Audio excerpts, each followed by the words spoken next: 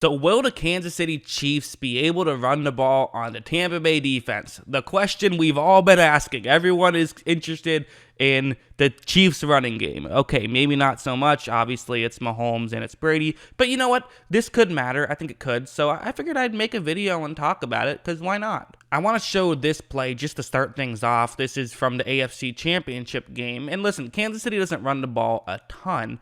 But when do they say you're supposed to run the football? I mean, they used to say against nickel coverage, but now every team runs nickel coverage like all the time, so not really that so much anymore. But one of the things they also say is with two safeties deep, you run the ball. And just logically, if you've never played football and never watched football and barely understand the sport, you still can probably figure out why. Because they can block like that. You know, you have the 9 other guys can block the 9 other Buffalo players. And you have 2 players for Kansas City, Mahomes and on this play, it's Clyde Edwards-Helaire. Those 2 guys were, now the 2 safeties are kind of match for match, which is where this works. Everyone is blocked, everyone is accounted for. On a bit of a side note, this is also why a quarterback running can be so effective, because then if you want to play 1 safety deep, it's essentially the effect of if you're playing 2 safeties deep in the running game, but you still only have that 1 safety deep. But like as you see, Mahomes takes the snap, he throws a little pitch back, and it's actually well defended by Buffalo, but Kansas City is still able to get 6 yards on it. So that's kind of the thing. It's Kansas City, they force you into 2 safeties deep because they have Mahomes. That's something that pretty much everyone agrees Tampa Bay is going to probably do a decent amount heading into the Super Bowl, is have 2 safeties deep. But maybe the flip side is that for Kansas City, well, then they can just run the ball and pick up yards that way.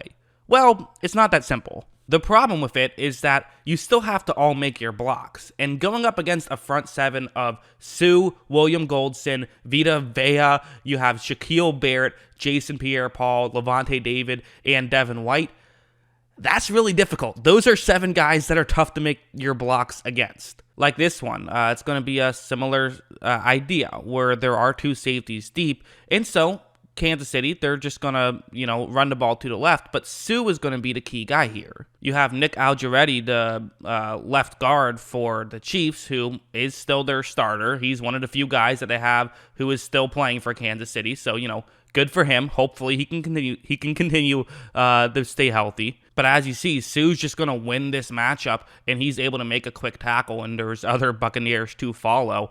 And again, when they played in Week 12, Tampa Bay didn't even have their best player on defense, which was Vita Vea. And no, I'm not exaggerating. I legitimately think he's their best player. He's their nose tackle and a really dominant force. So it's going to be even more difficult. And you also have this situation where, again, 2 safeties are deep. This is going to be a handoff. And it's going to be you see, everyone's getting blocked, really. Jason Pierre-Paul is the exception to the offense's left, which is closer to the bottom of the screen. But it doesn't really matter since it's going to be a run to the top of the screen. But the problem with this is that I've circled Antoine Winfield in yellow. Watch what he's going to do. As you see, he makes this read. He's going to break in, and he's going to make a quick tackle, even though other players were able to make their blocks. And so that's kind of the frustration too, is that for Kansas City, even if you actually get a well-blocked play, and, part of it, too, is there was kind of a fake as though it could have been a screen pass to Mahomes' left, and there was a fake Mahomes could have ran. I think that helped a lot. And still, you do everything right for a gain of 6. That's kind of the worst-case scenario for Tampa Bay.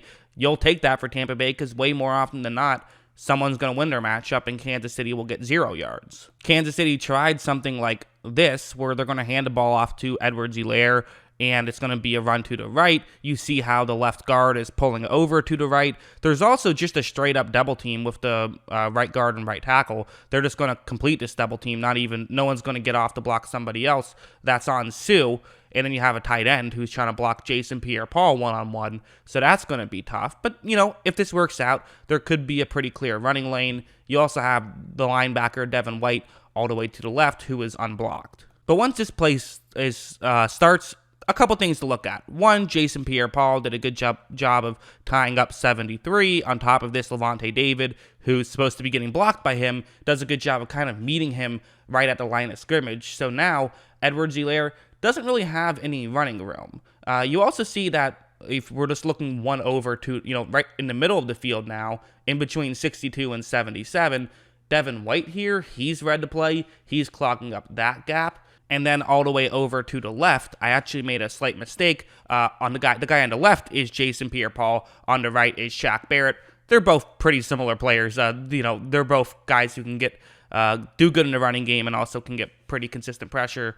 But now, as you see, for Edwards-Helaire, he has really nowhere to run. You could say he could run off screen to the right, but the problem is that there's actually a Tampa Bay defender just off screen right now crashing in, so there's not even room there, and this is just what Tampa Bay can do in the run defense, is give you nowhere to run. Edwards-Helaire does the right thing, tries to run forward, but there's just nothing there, gains about a yard, but there was not going to be anything more.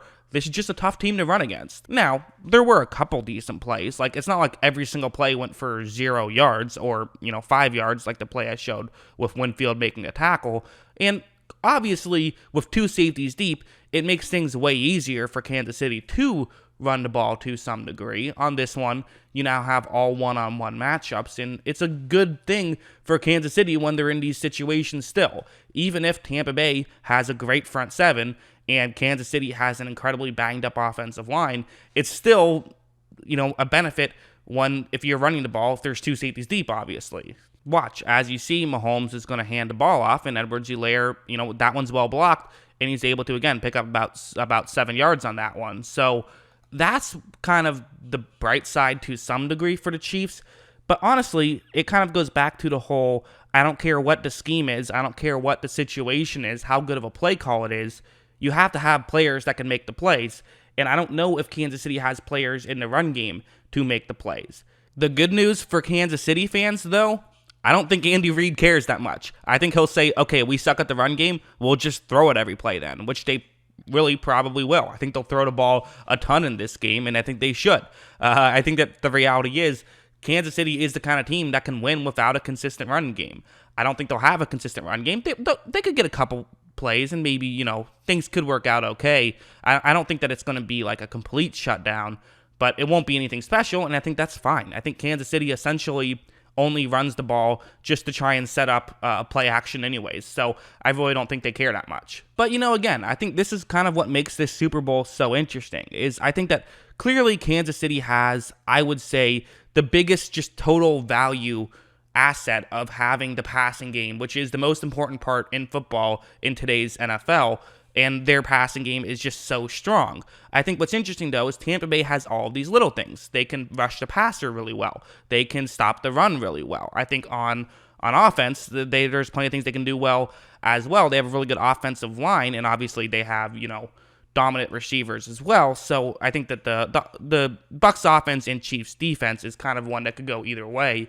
But I find this Bucs defense versus Chiefs offense matchup so incredibly fascinating, because it really is like there's like 7 different things that the Bucs do better than the Chiefs, but the problem is that the Chiefs do a couple things better than the Bucs, and they just do them so much better than the Bucs defense can handle it. If you can, stop Clyde Edwards-Helaire for a 0-yard run, but then on the next play, Tyreek Hill gets an 80-yard touchdown, that's a bad drive. I don't care about how good the run defense was. So that's why I kind of find it so interesting.